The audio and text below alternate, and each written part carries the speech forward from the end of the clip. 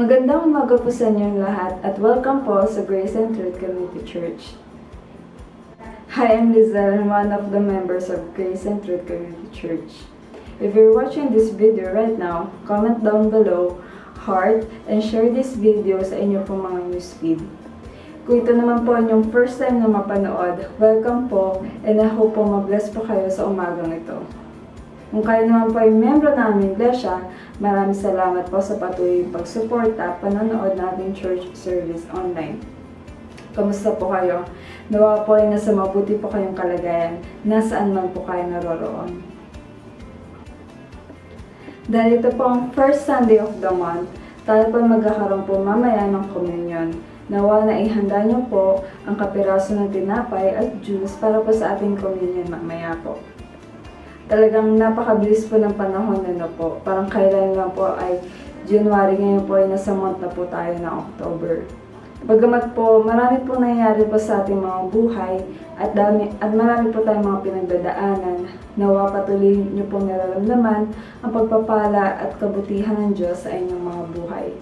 At nawa po ay patuloy po kayong lumalalim sa inyong pong relasyon sa ating Diyos. At para naman po sa ating mga announcements, una po, patuloy po ang ating gawain tuwing Miyerkules, ang ating midweek service sa oras po na 7:30 p.m. via Messenger Room. We encourage you all to join dahil po tuwing tayo ay nagkakatipon-tipon po, tayo nagkakaroon ng encouragement sa bawat isa at may papanalangin po namin kayo. Pangalawa po, kung kayo po ay membro ng ating iglesia at nangangailangan po ng tulong, panalangin man po ito, huwag po kayo mag-atubiling lumapit po sa isa sa ating mga leaders. Pangatlo po, kung nais niyo po magbigay ng grace giving, pwede niyo po i-message sila Ate Jen or Ma'am Mirna para po sa detalye. At para po sa iba pong mga announcements, abangan nyo lang po ang ating mga ipopost sa ating pong FB page or FB account at sa ating group chat po. Lastly po, kindly like our church Facebook page and hit the subscribe button po sa ating GTCC YouTube channel. And that's it for our announcement po sa umagang to. Sa pagkakataong ito po, samahan niyo po akong manalangin. O Diyos, dakilat sa lahat, maraming salamat po sa umagang to. Salamat po sa panibagong araw, Panginoon, na binigay niyo sa bawat isa. Salamat sa pagkakataong ito na kami po ay makapagbigay ng pasasalamat sa inyo, makapagpuri, makakinig ng salita mo. Dinadalahan ko, Panginoon, sa umagang to na kumilos ka sa buhay ng bawat isa. Ano man, Panginoon, pinagdadaan ng bawat isa, may sakit man po sila man po ay may pinagdadaanan na buong pamilya, sila man po ay may struggle or battle, Panginoon, sa kanilang mga sarili, Panginoon. Dinadalahin ko na ikaw ang magbigay ng kaliwanagan sa kanila, O Diyos, ng kasagutan sa kanilang mga panalangin. We claim, Panginoon, na ikaw ang magiging sagot, Panginoon, at makapagbigay, Panginoon, sa kanila ng peace of mind, Panginoon, ng kapayapaan, Panginoon. Dinadalain ko, Panginoon, sa umagang to, ano man, Panginoon, yung mapakinggan namin yung salita, ay hindi lang, Panginoon, pumasok sa aming mga isipang hindi, Panginoon, sa aming mga puso, Panginoon. Dinadalain ko na maisabuhay namin ito, Diyos, at tulungan niyo kami, Panginoon, na maging katulad mo, Diyos, na patuloy, Panginoon, na we pursue righteousness, Panginoon. We pursue, Panginoon, to be like you more, Panginoon.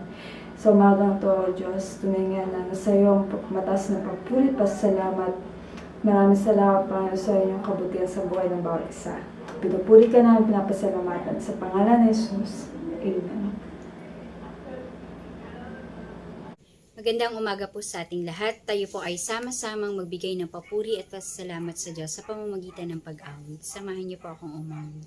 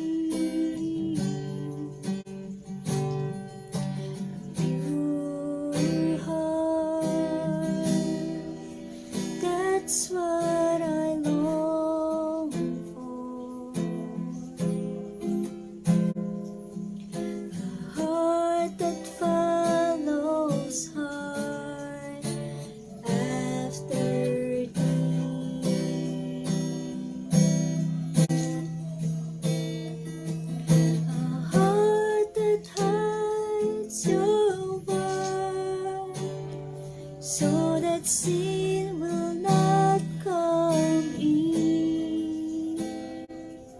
A heart that's undivided, the one you rule and reign. A heart that beats compassion, that pleases you, my Lord, a sweet aroma of worship that rises to your throne.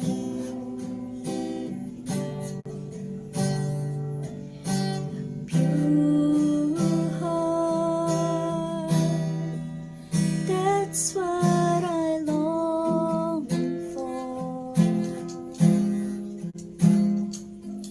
A heart that follows hard after thee.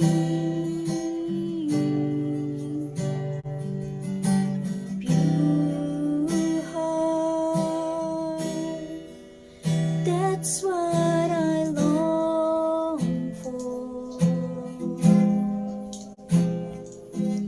A heart that follows hard after thee. A heart that hides your word, so that sins will not come in. A heart that's undivided, the one you rule and reign. A heart that beats compassion, that pleases you, my Lord, a sweet aroma of worship that rises to your throne. A sweet aroma of worship that rises to your throne.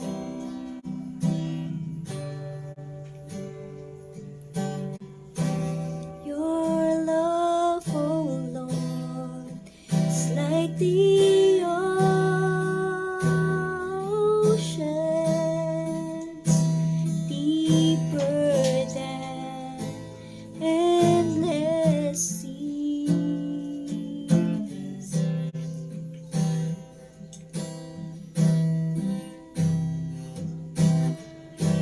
Your faithfulness is like the mountains,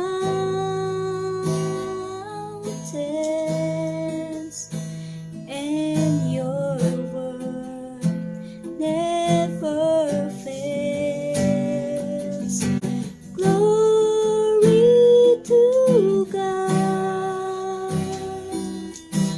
Let every heart sing. Glory to God in the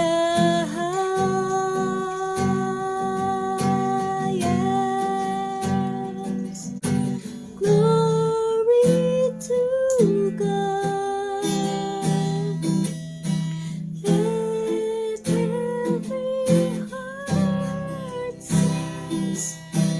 Glory to God in the highest.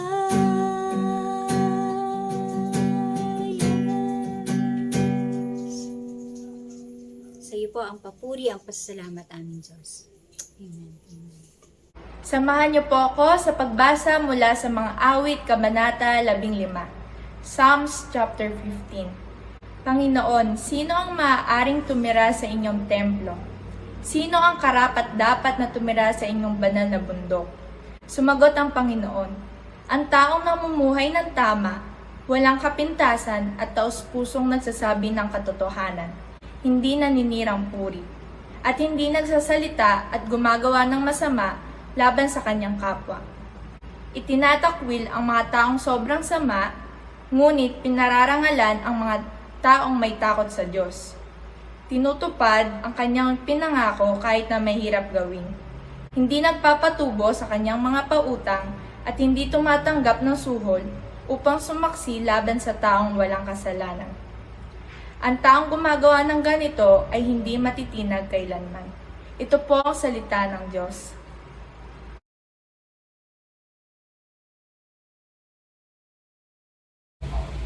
Hello GTCC, kamusta na po kayong lahat? Ayan, salamat sa Panginoon sa oras na ito na magkakasama-sama tayo kung magpuri sa Kanya. So today's service, tayo po ay magkakaroon ng communion. So if you are with your family or with your friends or with your cell groups, that will be good. But before we start, I want to encourage everyone to please prepare something like this. Ganito kadaming amount ng juice or kape or katas ng ubas or whatever that is available to your home will do. Sa akin kasi tsaa yan ha. And also a piece of bread. Ayan, a piece of bread. Alright, so kapag na-prepare nyo na yan, make sure na i-prepare nyo din yung mga sarili nyo. Prepare po natin yung mga isip natin, puso natin, at i-focus natin sa Panginoon yung oras natin ngayon. As we read a short scripture today, there are 3 things na dapat nating alalahanin every time that we take the communion. So number 1 is to remember God's suffering and pain. Number 2, thank God. And number 3, think forward. So those 3 is actually a complete way of saying or giving thanks to our Lord. So ayan. So if you have your Bible with you, I want you to open your Bible in 1 Corinthians chapter 11 verses 23 to 26. Yan, sa Tagalog, Unang Korinto, Kabanata 11, mga talata 23 hanggang 26. So, 4 na verse lang po yung babasahin natin. And yung babasahin ko po ay sa version ng Magandang Balita, Biblia. Alright, so if you have your Bible with you, sabi po dito sa verse 23, sapagkat ito ang turo na tinanggap ko mula sa Panginoon at binibigay ko naman sa inyo. Noong gabing siya'y pinagkanulo, ang Panginoong Hesus ay dumampot ng tinapay, nagpasalamat, at pinagpiraparaso iyon at sinabi, itong aking katawan na hinahandog para sa inyo. Gawin ninyo ito bilang pag-alala sa akin. Verse 25, matapos magapunan, dumampot din siya ng kopa at sinabi, ang kopang ito ang bagong tipan na pinagtitibay ng aking dugo. Kung iinumin ninyo ito, gawin ninyo bilang pag-alala sa akin. Sapagkat tuwing kakain kayo ng tinapay na ito at iinom sa kopang ito, ipinapahayag ninyo ang kamatayan ng Panginoon hanggang sa kanyang muling pagparito. And it's very clear yung binasa po natin sa 1 Corinthians. So, 3 things. Number 1, remember God's suffering and pain. So, going back 2,000 years ago, ating pong Panginoong Kristo ay nahirapan, nasugatan, nag-suffer, at higit sa lahat, siya ay namatay. And basically, yung ginawa niya is para sa bawat isa sa atin. Number 2, thank God. Thank God for what He's done. Salamat tayo sa Panginoon sa ginawa niya na yon. Dahil sa ginawa niya na yon, nagkaroon po tayo ng chance na makalapit sa Kanya. Parang bumukas ang pintuan para magkaroon tayo ng relasyon sa Kanya. And let's always remember na yung ginawa niya na yon is result ng Kanyang pag-ibig. So, by that, makikita natin na deserve ng Lord lahat ng praises, lahat ng honor sa Kanya lamang. So, let's always thank God for that. And number 3 is think forward. Sabi po dun sa last verse na binasa natin, basahin ko po ulit. Sabi dito, sapagkat tuwing kakain kayo ng tinapay na ito at iinom sa kopang ito, ipinapahayag ninyo ang kamatayan ng Panginoon hanggang sa Kanyang muling pagparito. We are declaring and we are believing na makakasama natin ang Panginoon sa future. So let's think forward, and as we have our communion today, sa lahat ng ito, it is a thanksgiving, and let's give an honor to our God. Kunin po natin ang tinapay, and let's spend some time sa pag-meditate, at tayo po ay nanalangin sa ating Panginoon. Let's pray. Lord, maraming salamat po sa pag-ibig mo. Salamat sa katawan mo na nagdusa, na nasulatan. Dahil sa ginawa mo, Panginoon, pinakita mo sa amin na kami po ay tunay mong minamahal. At kami po ay nalinis sa aming mga kasalanan. Purihin ka, Panginoon, sa pangalan ni Jesus. Amen. Kainin po natin ang tinapay.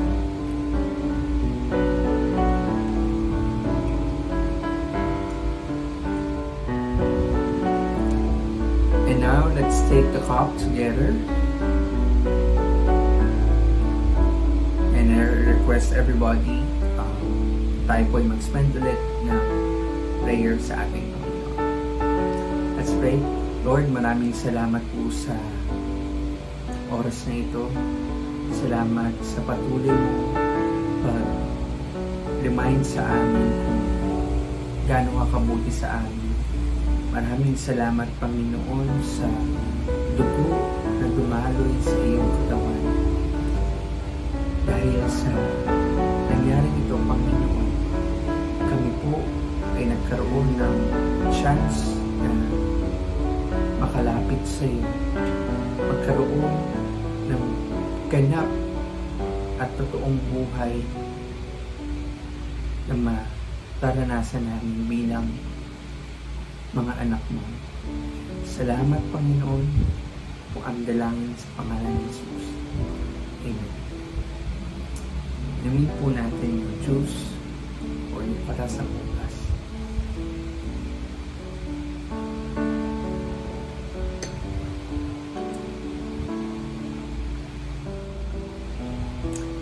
So always remember the 3 things, ha? Remember God's pain and suffering.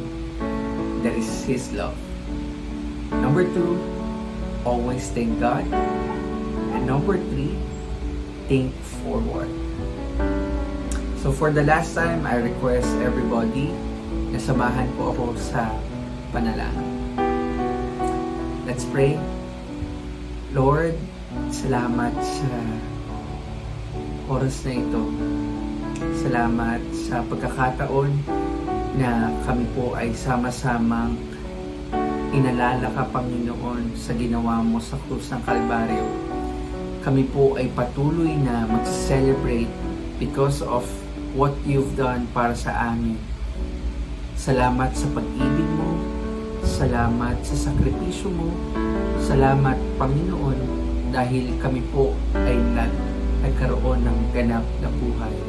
And we will continue to celebrate our relationship with you, Panginoon, hanggang sa muling pagparito mo. Maraming salamat, O Diyos.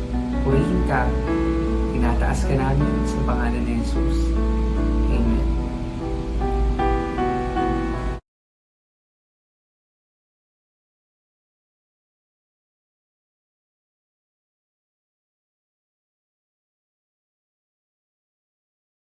Good morning and welcome po sa GTCC Online Church Service ngayong umaga ng Sunday. At ating ipagpapatuloy yung ating series. At ang paksa natin ngayong umaga, ang pamagat ng ating paksa ay Lust, Asmodeus, and Purity of Heart. At ito yung pangpitong bahagi ng ating series na The 7 Deadly Demons in the Human Heart. Gusto kong basahin sa atin ngayong umaga ang Matthew chapter 5 verses 27 and 28 at pagkatapos 1 Thessalonians chapter 4 verses 3 to 5. Babasahin ko sa New Revised Standard Version ang mga talatang ito. Ang sabi sa Matthew 5 verses 27-28, "You have heard that it was said, you shall not commit adultery. But I say to you that everyone who looks at a woman with lust has already committed adultery with her in his heart." 1 Thessalonians chapter 4 verses 3 to 5. "For this is the will of God, your sanctification, that you abstain from fornication, that each one of you know how to control your own body in holiness and honor, not with lustful passion, like the Gentiles who do not know God." Tayo sa mandaling manalangin. Lord, sa umagang ito, samahan po kami sa aming pagtalakay dahil medyo maselan ang paksang ito. Gabayan mo ang aming isipan, ang aming mga puso, at turuan mo kami ng mga prinsipyo na nais mong matutunan namin mula sa paksang ito upang sa ganon, mahamon kami na gawing dalisay, panantilihing dalisay ang aming puso, Panginoon. Tawag kaming gumaya sa pangatagang sanlibutan na pinagbibigyan ng husto ang kanilang mga mahalay na pagnanasa. Help us, Lord, to live in holiness, for this is your will for us, Lord. Ikaw po ang maluwalhati sa aming kalagitan at bigyan mo po kami ng karunungan ngayong umaga sa pamamagitan ng Santong Espiritu. Lord Jesus, be with us and fill our hearts with your presence. In Jesus' name, Lord, we pray. Amen. Ang paksa natin ay medyo maselan. Nabanggit ko nga, no? At pero gusto kong maging bukas ang inyong isipan sa bagay na ito at tingnan yung tamang bagay ukol sa paksang ito. Maring may mabanggit ako mga salita na maring hindi kayo maging comfortable, pero sabi ko ngayon, medyo buksan ng konti yung isipan ninyo na walang mali siya, kundi pag-aralan natin ang paksang ito. Dahil ito yung isa na problema ng marami. Itong ginamit ni Peter Binsfeld, din yung pangalan ni Asmodeus, at mamaya mababanggit pa natin yan, na siyang demonyo na kumikilos sa likod ng mahalay na pagnanasa ng tao. Bagamat sa buong series na ito, sinasabi ko sa inyo na at lagi kong pinapaliwanag na maaaring hindi talaga Asmodeus ang pangalan ng Demon of Lust, pero yun lang ginamit ni Peter Binsfeld. At sumusunod tayo doon sa series na yun. Sabi ko nga last time, no, ito ay magkasamang 7 Deadly Sins at saka The 7 Princes of Hell. Na doon sa 7 Princes of Hell, doon binigyan ng pangalan yung mga demonyong ito. Pero ganun pa man, meron kumikilos na demonyo o masamang espiritu sa puso ng isang napapailalim sa mahalay na pagnanasa. At maring hindi natin matalakay ang buo dahil maraming pwedeng sabihin dito. maaaring hindi ako makapagbigay ng solusyon para doon sa mga nag-struggle, pero merong konti na magbibigay ako ng konti. Dahil sa panahon natin, kailangan na mamula tayo na ang bagay na ito, yung last, ay hindi dapat maghari sa puso ng isang tao, lalo-lalo na sa puso ng isang Kristiyano. Pero una sa lahat, ano ba yung last? Sabi doon sa Merriam-Webster Dictionary, lust is usually intense or unbridled sexual desire. Usually intense or unbridled sexual desire. Matindi o di mapigil na pagnanasang sexual. Pero ang pagnanasang sexual, dapat nating maunawaan, ay disenyo ni God sa atin. Ito ay kaloob ni God sa atin. Okay lang? Tama lang na mayroong sexual desire ang isang tao, sapagkat kailangan niya ito para sa kanyang pagre-reproduce, sa pag-aanak. Kaya nga nilagay ni God sa atin ito. Kasama ang sexual desire sa ating pagkakalalang bilang mga tao. At nakikita ni God na maganda yan at tama yan. Yan ay banal. Actual, sexual desire is holy within doon sa context ng marriage, no, ng pag-aasawa. Pero ang matindi o di mapigil na pagnanasang sexual ay pagsira sa mabuting kaloob ni God. At nangyayari ito kapag ang demon of lust ay inimpluwensya ng isang tao sa paraan na pinagbibigyan niya ng todo ang kanyang sexual desire sa maling paraan. Ngayon, sa paanong paraan natin sinisira ang kaloob na ito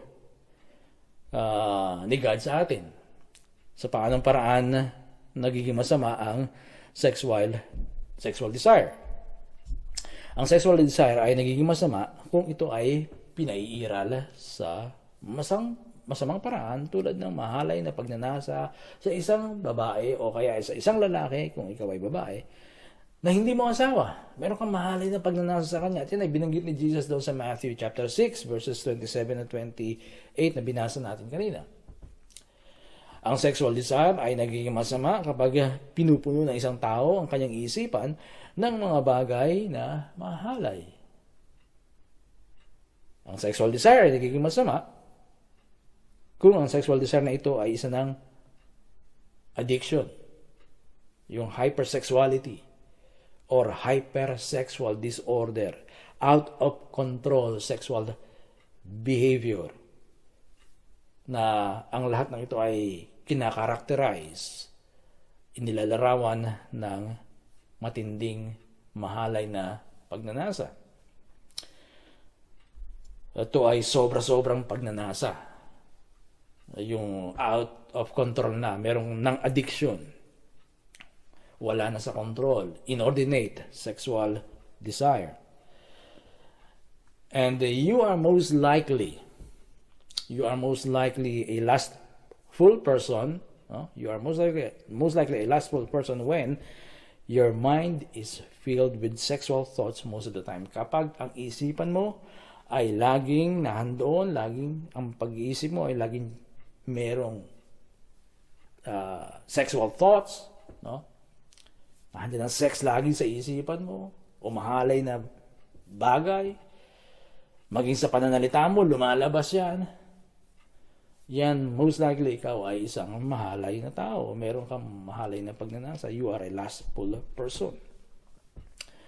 O kaya naman, you are most likely a lustful person when you spend most of your time with a partner being physically intimate. Gusto mo laging dumidikit sa babae o sa lalaki kung ikaw ay babae. Sa opposite sex mo, ibig sabihin, gusto mo magkayakap kayo lagi. Gusto mo nagpepeting lagi. Mga bagay na yan. At yun ang nasa isip mo kapag kasama mo siya. Most likely you are a lustful person kapag ganun. At pangatlo, you crave you are most likely a lustful person when you crave for sexual satisfaction when you crave for sexual satisfaction through illicit means. Gusto mong masatisfy ang iyong sexual desire sa pamamagitan ng panonood ng mga manlalaswang palabas, mga pornographic movies, o kaya yung mga talagang sobrang sexy na mga movies, no? Pagbabasa ng mga pornographic materials, yung mga ganyan. Gusto mong masatisfy yung sexual desire sa pagtingin o panonood sa mga bagay na ganyan. Pero gusto kong linawin na iba, yung halimbawa, nanonood kayo ng TV, kayong pamilya, at yung pinapanood nyo, may eksena ron, may bedsin doon, may halikan doon, at ikaw ay nagkaroon ng sexual arousal. No? Normal lang yun. Huwag nyo masamain yun. Okay lang yun. Normal lang yun. Ang masama kapag nag-dwell ka doon. Pag pinakain mo yung isipan mo talagang nagpiesta ka doon. Yun ang masama. Na pinaulit-ulit mo yung nire-rewind mo o kaya binabalik-balikan mo yung eksena na yun. Pero yung dumaan yung eksena na yun at ikaw ay na-arouse, normal lang yun eh. Pero hindi mo talaga gusto na magpiesta doon. Hindi mo gusto magpiesta doon. So iba yon. Pero iba rin yung talagang naghahanap ka ng mapapanood na malaswa. Naghahanap ka ng mababasahin, mababasa na malaswa. O hindi mo maiwasan tumingin sa opposite sex mo na meron pa mahalay na pagnanasa. Yun ay talagang nagpapakita na ikaw may problema sa lust. Na kapag may pagkakataon, no, manananching ka. Kung ikaw ay lalaki yan, madalas, yan sa lalaki, panananching. Para bigyan lugod mo ang iyong mahalay na pagnanasa. Kung ganyan ka, then you have a problem with lust. And lust can go really, really bad. Pwede ka nitong dalhin sa napakasamang kalagayan. Of course, may mga taong nagsasabi na ang lust ay hindi masama. Hindi mali. Sabi nila, pwede mong pagbigyan ang mahalay na pagnanasa mo, basta huwag ka lang gagawa ng pananakit sa kapwa mo o hindi mo sinasaktan yung kapwa mo. Hindi mo inaargabyado yung kapwa mo. Basta okay lang yun na pagbigyan mo yung mahalay na pagnanasa mo, basta hindi ka nakakaargabyado, hindi ka nananakit. Halimbawa niyan ay si Mariska Mayor, no? Si Mariska Mayor ay isang Dutch at siya ay dating prostitute. Siya ang founder ng Prostitution Information Center sa Amsterdam. Siya at ang kanyang organization ay nagpo-promote, nagdi-defend, at ginagawa nilang profesyon ang prostitution. Sabi niya, every country should legalize prostitution. It's part of society. In our eyes, sa mata daw nila, it's a profession, a way of making money. It's important that we are realistic about this. Prostitution is not bad. It's only bad if done against one's will. So sa kanila, sa pananaw nila, hindi raw masama ang prostitution.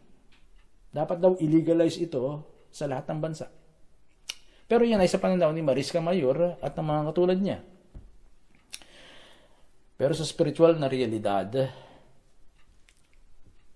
kaya mayroong mga taong nagsasagawa ng prostitution at alipin ng mga bagay na ganito at matinding mahalay na pagnanasa sa realidad, sa spiritual na realidad, kaya may mga ganyan ay dahil mayroong demonyong kumikilos sa kanila. Maring disente silang tingnan, maring professional silang tingnan, but the demon of lust is working through them and in them. Kumikilos sa pamamagitan nila at sa kanila yung demon of lust. Kaya yung pagpapromote ng prostitution, hindi galing sa Diyos. Definitely hindi galing sa Diyos. Dahil yun ay perversion, pagsira sa magandang kaloob ng Diyos sa atin na sexual desire kung ito ay sa mag-asawa. So, yung pagkilos, yung kumikilos na yan sa mahalay na pagnanasa ng isang tao, yan yung demon of lust na ang ipinangalan nga ni Peter Binsfeld ay Asmodeus. Sino ba si Asmodeus? Si Asmodeus ay hindi niya makikita sa Biblia ang ginagamit natin sapagkat si Asmodeus ay binanggit sa isang aklat sa Deuterocanonical books, bahagi ng Biblia ang Katoliko, no? Na merong aklat doon na ang pangalan ay Tobit. Yung aklat ng Tobit ay hindi natin kinikilala bilang inspired. Bagamat magandang basahin sapagkat may background ang mga Hudyo doon eh. Ngayon, sa aklat ni Tobit, sa chapter 3, mababasa natin ang ganito doon sa verses 7 and 8. Ang sabi, nang panahon iyon sa Ekbatana, Media, ay may isang dalagang ang pangalay Sara na anak ni Ragel. 7 ulit na siyang nagpakasal, ngunit bago siya masipingan, bawat mapangasawa niya ay pinapatay ng demonyong si Asmodeo. Linawin ko to, no? Itong yung pagkakasabi na pinapatay ng demonyong Asmodeo, demonyong si Asmodeo, hindi tao yung si Asmodeo. Yun ay demonyo mismo. Minsan kasi ginagamit natin yung demonyo para tukoyin ng tao. Halimbawa, yung demonyong si Juan, yan ang pumatay kay Maria, di ba? Pero ito dito, hindi ganun ang pagkakagamit dito. Yung demonyo talaga to. So, bawat mapangasawa niya ay pinapatay ng demonyong si Asmodeo. Isang araw, ininsulto siya ng isang babaeng utusan ng kanyang ama. Sabi nito, pihong ikaw ang pumatay sa iyong mga naging asawa. Tingnan mo, 7 na ang naging asawa mo, ngunit wala ni isang nakapagbigay sa iyo ng anak. Bakit kami ang pagpapasanin mo nito? Mamamatay ng asawa. Mabuti pa ay magpakamatay ka na rin. Hindi namin gustong ikaw ay magkaanak pa. So yun ang doon, nabanggit yung pangalan ni Asmodeo. Pag binasa niyo yung chapter 6 ni Tobit, si Tobit, yung sumulat ng aklat na yun, ayon doon sa kwento, no? Na may anak siya na ang pangalan ay si Tobias, no? Si Tobias, Tagalog, ay kinumbinsi ni Arkanghel Rafael na ligawan itong si Sara at pakasalan. Pero dahil nga 7 na yung naging asawa ni Sara at lahat yun ay namatay bago sila mag-honeymoon, natatakot si Tobias na gawin yung sinasabi ni Arkanghel Rafael. Pero binigyan siya ng instruction, no? Binigyan siya ng instruction ni Archangel Rafael na ganito ang gawin mo, no? So, sabi ni Archangel Rafael sa kanya, mag-ihaw ka ng atay at puso ng isda na mahuhuli mo at sa pamamagitan nun, lalayas ang demonyo. At sa kwento, ganun nga nangyari, no?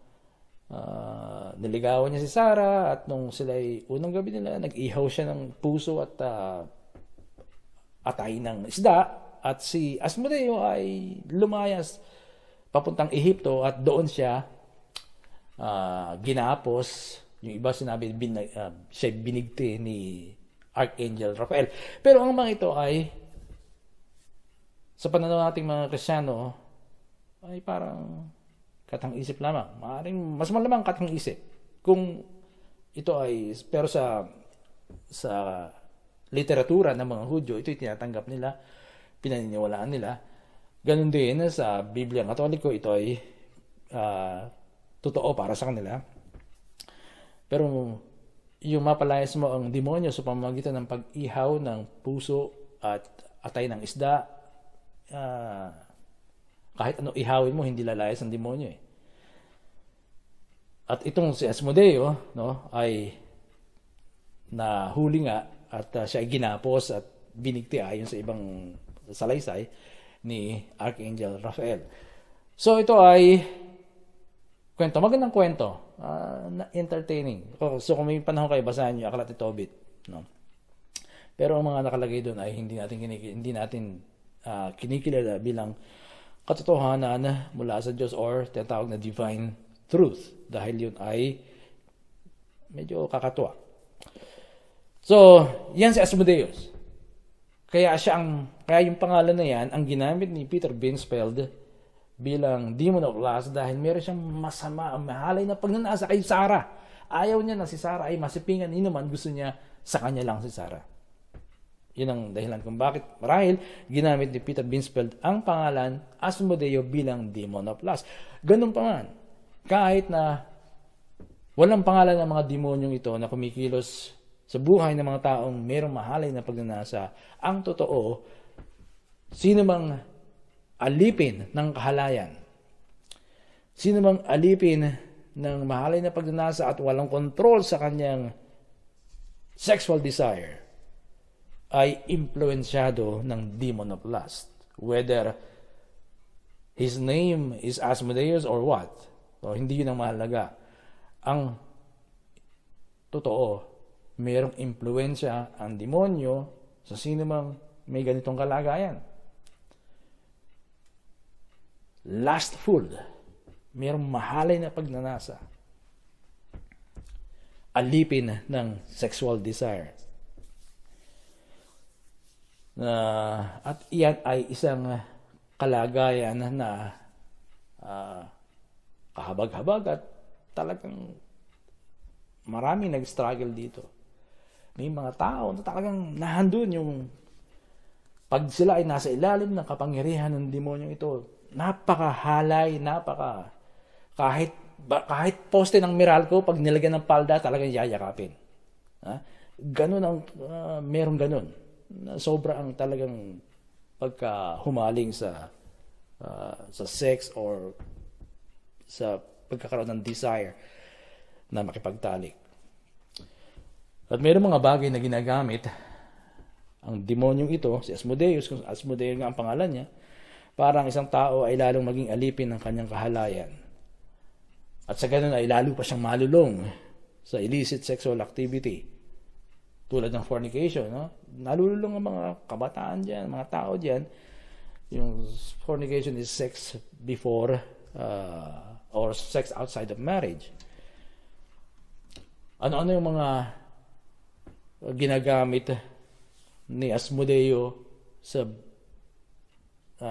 mga tao para sila ay lalo pang malulong sa illicit sexual activity, nakatulad ng fornication, adultery, at iba pa. Malalaswang basahin.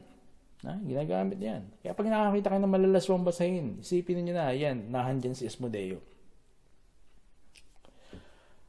Malalaswang babasahin.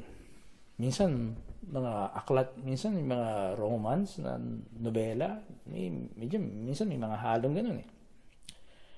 Malalaswang panoorin. Ayan, sa internet, nagkalat yan. Malalaswang usapan at pagbibiro. Kasama yun. At iba pa.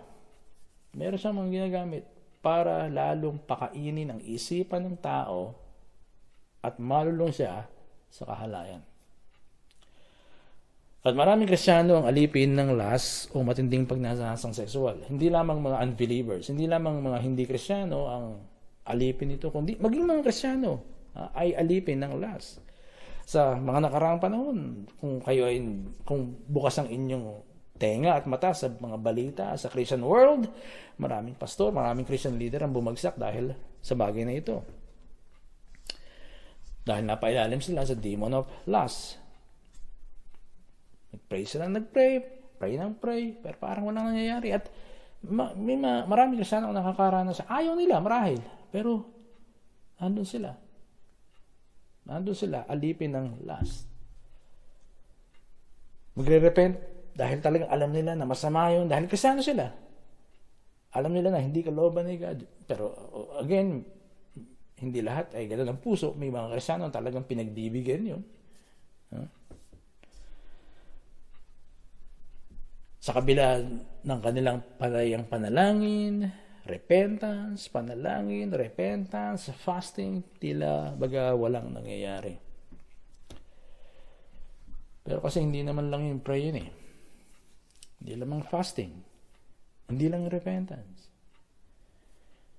At ang kadalasan, alam niyo, kadalasang hindi makakawala sa pagkaalipin na ito ay yung mga ayaw at hindi interesado na talagang palalimin yung kanilang kaugnayan kay God. Sapat na sa kanila yung Kristyanismo na Kristyano, tinanggap ko si Jesus, naglilingkod ako sa Kanya. Pero ayaw nilang lumalim pa.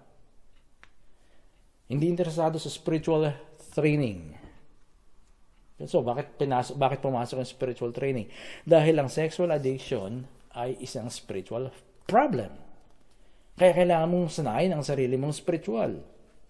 At kung kayo ay nasa ganitong kalagayan ng pagkaalipin, no, at naghahanap kayo ng kalayaan, pag-isipan nyo yung sinabi ni Jesus sa Matthew 11:28-30. No? Ang sabi niya doon, babasahin ko sa inyo, "Come to me, all you that are weary and are carrying heavy burdens, and I will give you rest.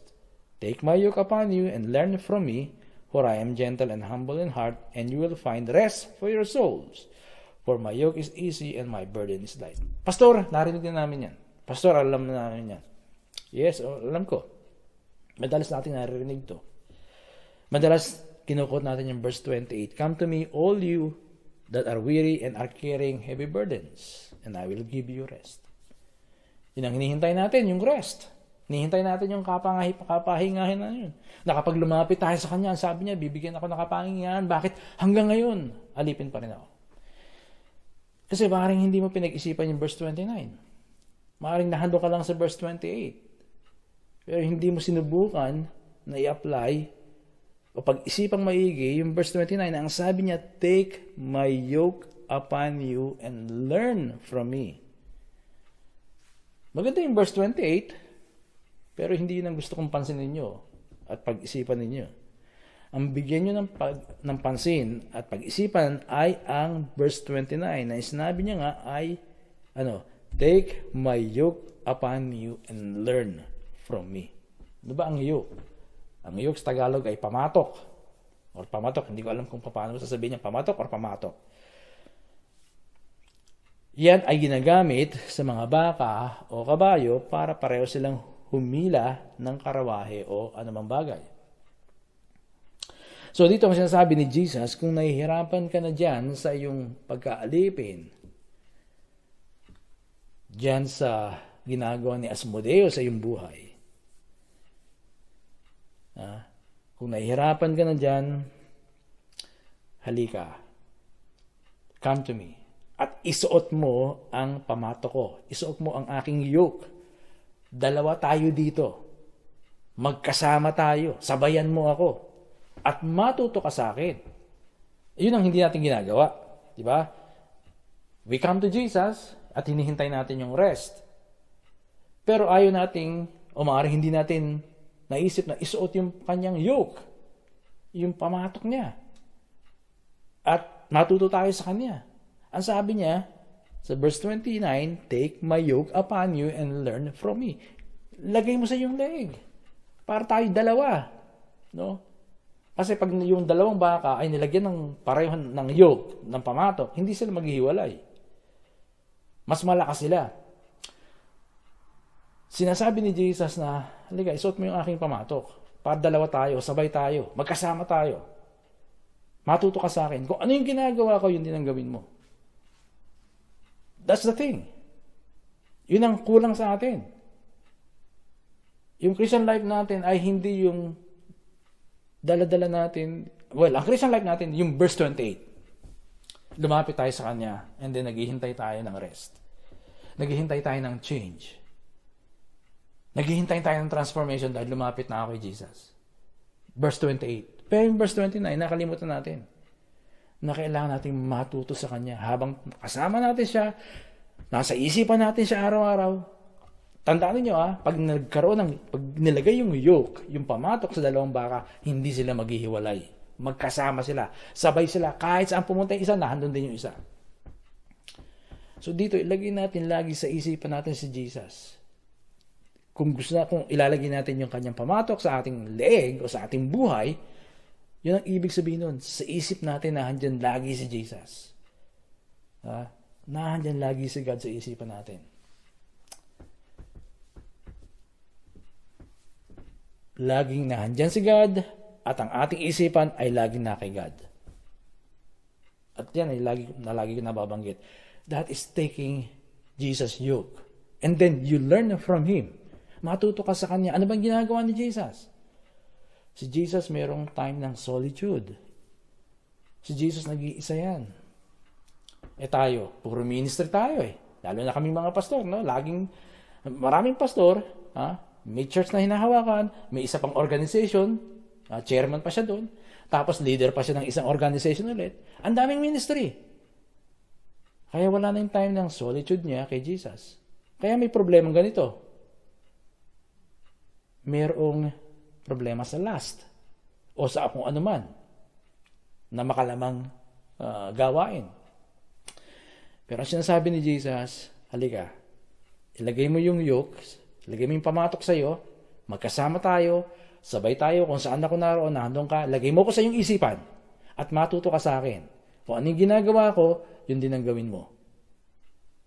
May solitude si Jesus, nag-fasting si Jesus, nagpe-pray si Jesus, nagme-meditate si Jesus.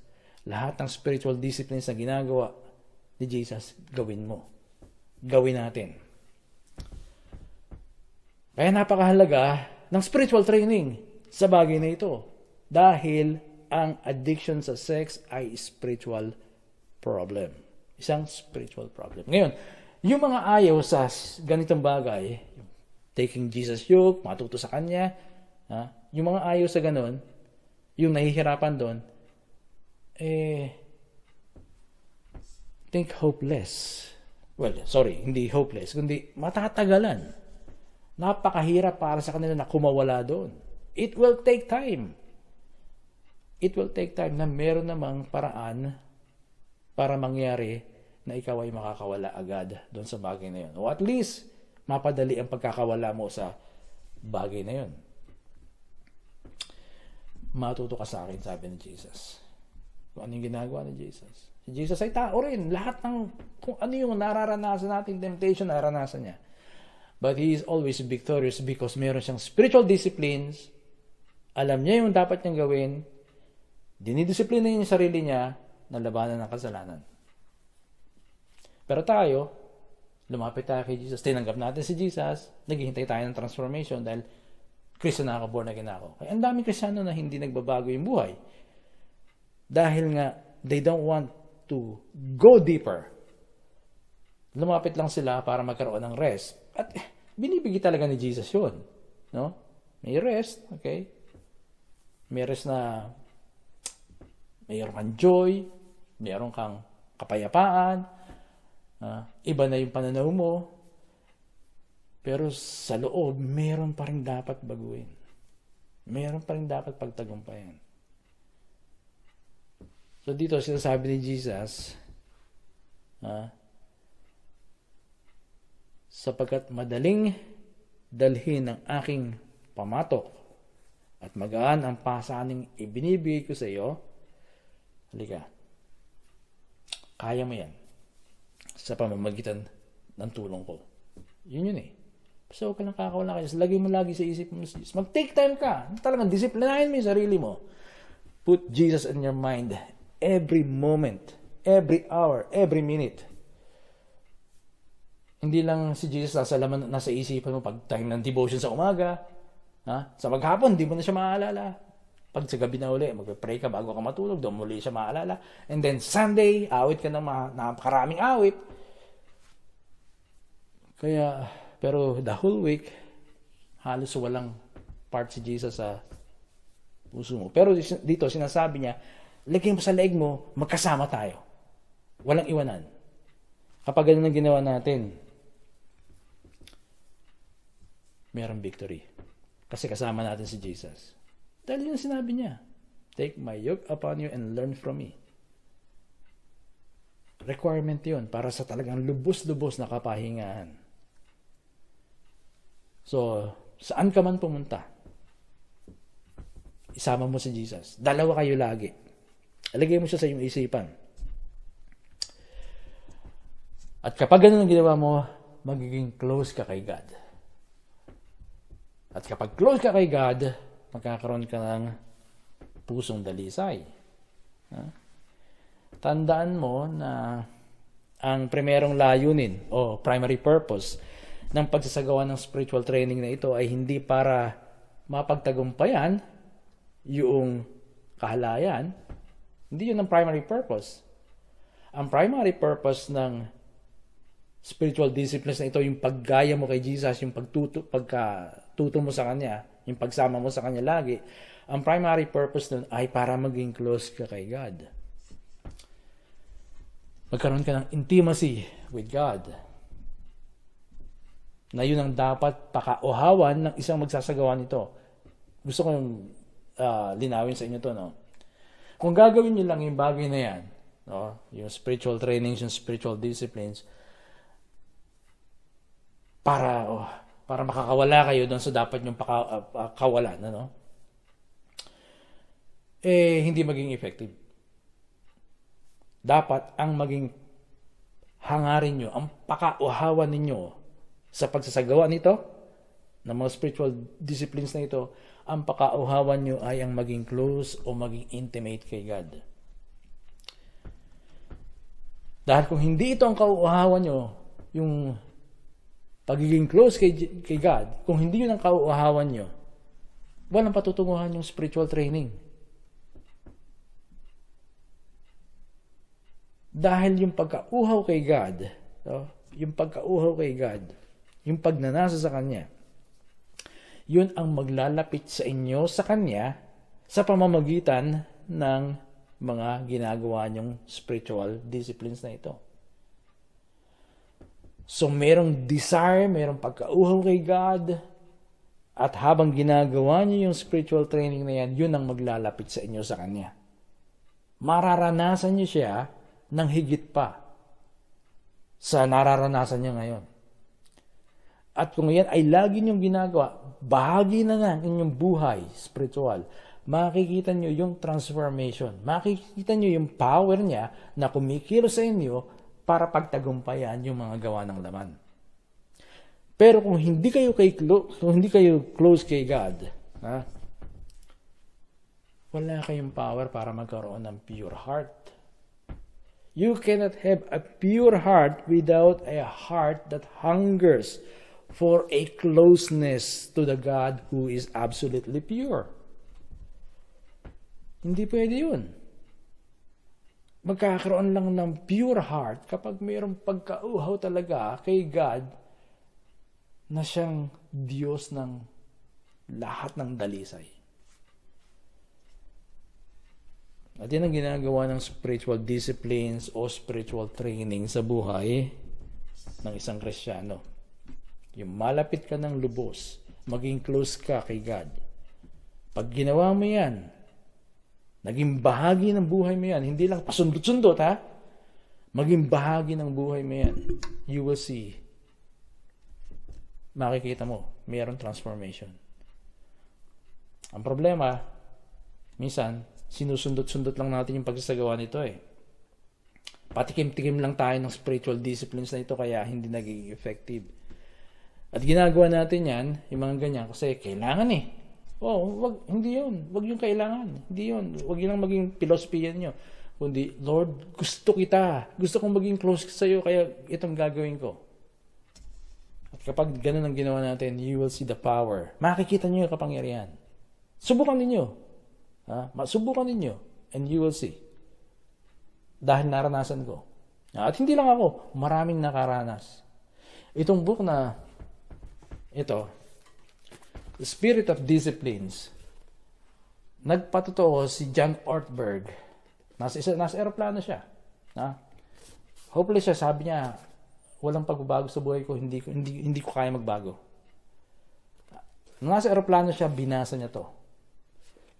At nakita niyo dito, napaluha siya na sabi niya, posible pala ang pagbabago. Posible pala ang pagbabago. Dahil ang spiritual disciplines, kapag ginawa sa tamang paraan na mayroong pagkauhaw sa Diyos, pagnanasa sa Kanya, na maging close sa Kanya, yung spiritual disciplines na yan ang talagang maglalapit sa Diyos, sa atin. Ilalapit tayo niyan kay God. At kapag tayo close kay God, meron tayong power para magkaroon ng pure heart. Pero ulitin ko sa inyo, you cannot have a pure heart without a heart that hungers for a closeness to the God who is absolutely pure. Hindi mangyayari yun. So, kailangan magkaroon ng hunger. And then, do the spiritual disciplines para maging close kay God, then you will have the power. At mapapagtagumpayan yung kahalayan o anumang gawa ng laman sa buhay natin. Lord, sa tanghaling ito, salamat po. You are our good God. Merong pag-asa sa iyo, Lord. At alam ko, Panginoon, maraming Kristiyano, maraming Christian leaders, maraming pastor ang alipin ng kahalayan, ng lust. At ito ay sumisira sa kanilang buhay. And I pray, Lord, na makita nila, mamulat sila kung paano ang gagawin. At ito ay bunga ng pagiging close sa iyo, Panginoon. And so, Lord, I pray sa mga nanonood nitong teaching na ito, subukan nila, Panginoon. Subukan nila ang mga nabanggit ko rito, Panginoon. Lord Jesus, you are our Savior. And we want to become more close to you. Gusto namin na higit pa na maranasan ka sa buhay namin. Akayin mo kami. Gusto naming isuot ang iyong pamatok upang sa ganon, lumakad kami na kasama ka at matuto sa iyo. At kapag kami natuto sa iyo, sigurado yun, Lord, kikilos ka sa amin. Ipaparanas mo sa amin ang kapangyarihan na hindi pa namin nararanasan. Ang mapagtagumpayan ang gawa ng laman sa buhay namin. Once again, we thank you, Lord, in Jesus' name. Amen.